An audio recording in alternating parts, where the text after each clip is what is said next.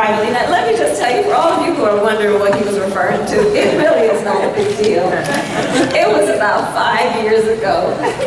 And I was supposed to be on, I don't know what part of the agenda, and Darren kept making me wait. And he had other people to speak, he just kept making me wait.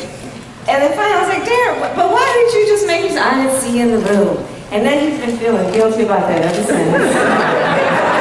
And bless his heart, he keeps mentioning it every time. It's all good, sweetheart, it's all good.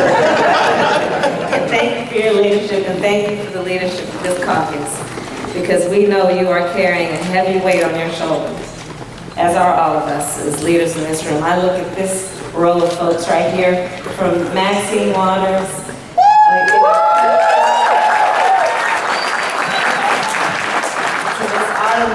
I mean, you just look at where we have been, where we are going, where we need to be in the leadership. I can mention Shirley Weber and the work she does in Sacramento. I see her every day, just holding it down. There's so many leaders. I mean, you know, and then Dave Jones, bless your heart, just right in here.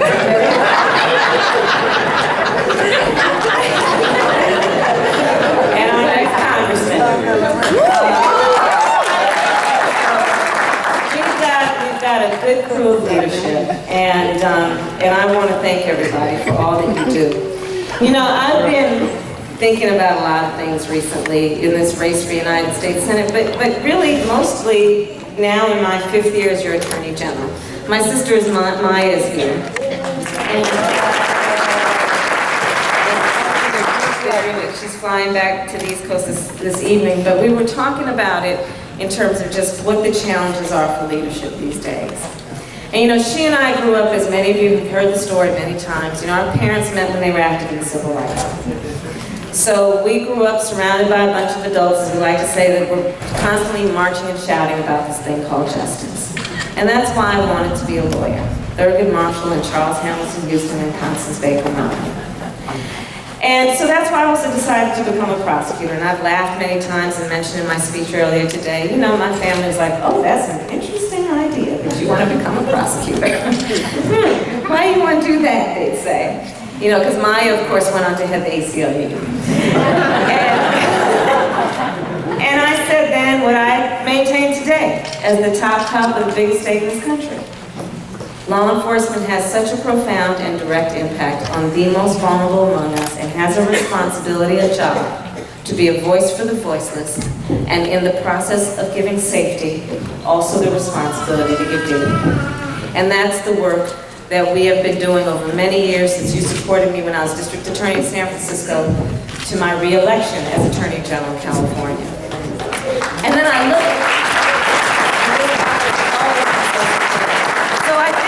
the issues in terms of the substance of where we are, and I want to talk about 2 in particular, which is our babies and what we need to do with our criminal justice system. But I also want to talk a little bit first about the nostalgia, the memories, the pride I think we all have in the civil rights movement, in which we are also firmly grounded. You know, there was something about that movement that was very special because it was about speaking truth to power. It was about also understanding that we were going to fight for the ideals of our country. It was about saying we will correct what has been wrong in the spirit and interest of fairness and equality and justice. And let's also remember, one of the most effective tools in that movement was coalition building. We knew as a collective people that there is so much that binds us in common than divides us when we talk about those of us who are all members of this humanity in this world. When we talk about all of those of us who are constantly fighting for civil rights and equality. We always knew we would stay committed to a coalition. And so part of what I want to leave this caucus with this evening is a reminder that in going forward on the challenges we face, let us rededicate ourselves always to that important method and tool and right thing to do, which is to build coalitions on the path towards where we need to be. So I'm going to talk about 2 things. Babies and criminal justice. Why? Well, because they're quite related. So, as many of you know, I wrote a book back in 2008 called Smart on Crime. You could buy it for about $2.99 on Amazon. Maybe $1.99 with shipping. And it was born out of my belief that on criminal justice policy, for too long we've been offered a false choice, which suggests that we're either soft on crime or tough on crime instead of asking, are we smart on crime? Instead of understanding that to be smart with any epidemic, the public health model tells us, if it's a health epidemic or a crime epidemic, key to being smart is prevention first. If we're dealing with it after the sniffles have taken on, something has started to kick up, then let's get into early intervention. But if we're dealing with it in the emergency room or the prison system, it's far too late and much too expensive. Everything that is smart tells us that is the right way to go. So it is for that reason that years ago when I was District Attorney of San Francisco, we created an initiative called Back on Track.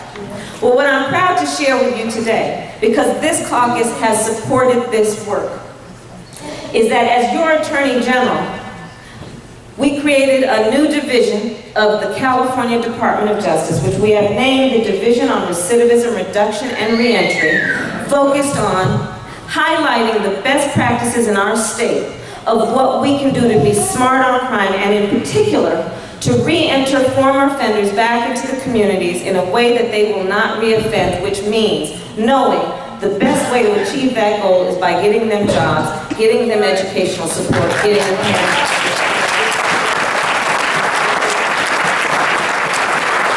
And this is the work that rightly should happen in a Department of Justice. I don't know of many other state Department of Justices that are doing this, but we are here in California.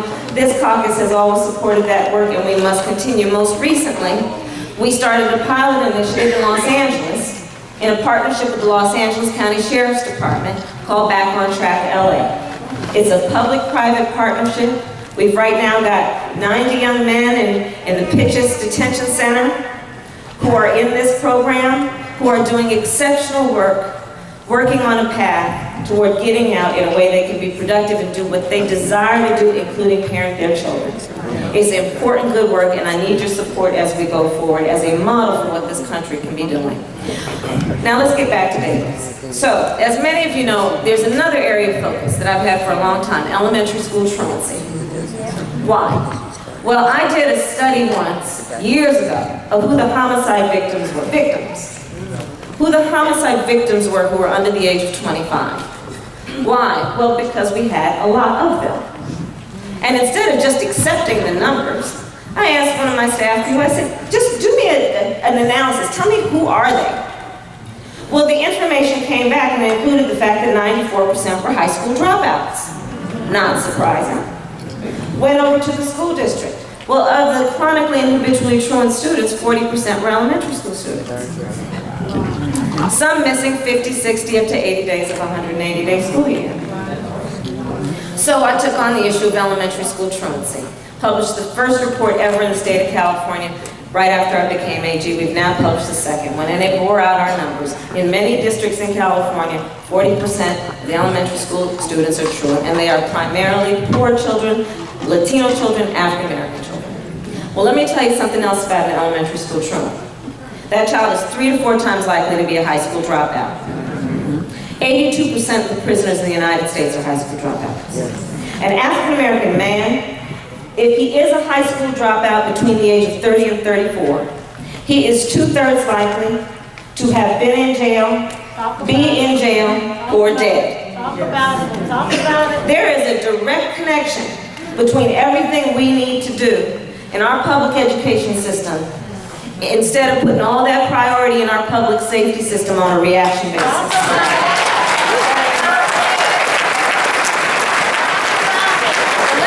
about more connections. Yes, there is a connection between education and public safety, public education and public safety. I'm going to show you another connection. So there is also another fact. The minimum wage, the federal minimum wage, is $7.25 an hour. So I've done the math on that. That's an annual salary of less than $15,000 a year. 2/3 of minimum wage workers are women.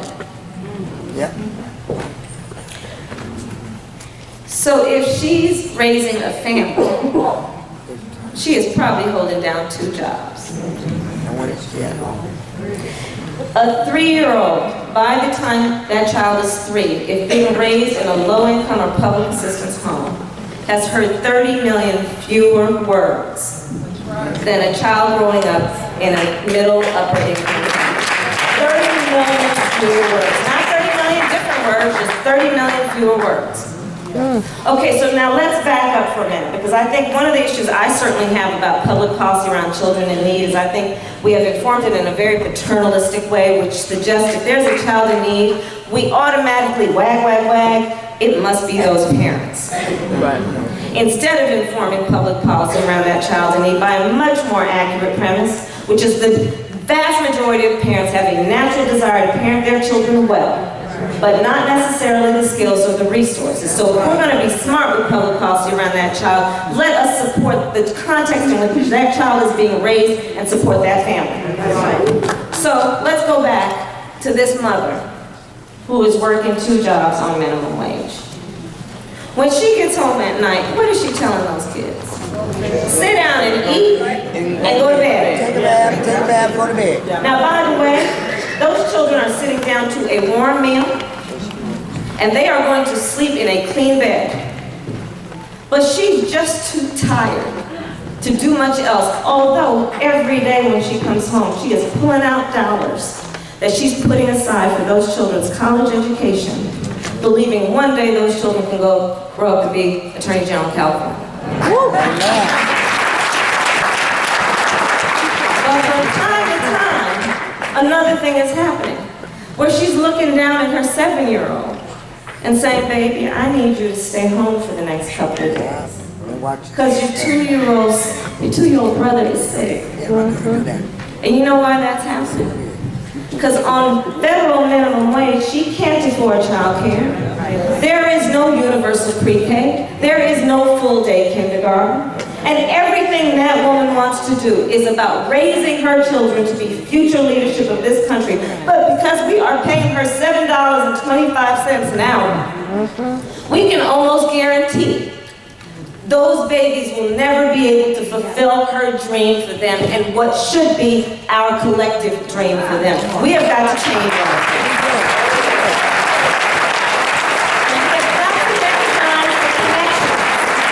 We have got to recognize the connections. People want to put billions of dollars a year in a criminal justice system and house people in prisons. Talk about it. How about if we look at the math? It's simple math. By the way, you don't have to graduate from high school to figure it out. It's simple math. Raise the minimum wage. Support those parents who have a natural desire to parent their children. If you have 3 padlocks on your front door, you should care about this issue. Come on now. So let us bring it down, make it real, and have this discussion. Because these issues are connected. And we know how we can see the way out, but we have to keep fighting. Man. We have to keep fighting. So I'm going to end my comments with what I say so many times. You know, this fight is not going to be permanent when we win it. We know that. We have made significant gains over the years, and then we see setbacks. Come on. We get 2 steps forward, and then people trying to knock us down. Yes, Lord. Teach. It's the nature of it that we have to be vigilant. We have to fight. We cannot rest on our laurels. We can't do too much of a happy dance. I love Pharrell's song, but you know what? I am happy some days, and some days I'm kind of mad. But we got to keep fighting. Yes. And that's what this caucus is about, and that's what this convention is about. Yes. Right. And so we know the issues that face us, we know the challenges we face, but we also have a roadmap for what the solution is. Come on. Yes. So let's not despair. Let's not despair. It's the nature that we don't have to keep fighting. So let's use this moment to rededicate ourselves, to energize ourselves and each other, that we are going to keep moving on. Willie Pelot, I love you. You've been doing it for years. We're all in this together, and we're just going to keep fighting. And I know we will win. And so I want to just leave this group with a saying that, you know, Maya and I, we joke all the time. You know, my mother used to say, Kamala, you may be the first to do many things, but make sure you're not the last. Yes. And so a lot of what we are doing, those of us in this room standing on great shoulders, is we are saying that we're going to focus on our children, we're going to focus on our future, because our greatness and our strength will only be measured by what we leave behind. So let's keep on working.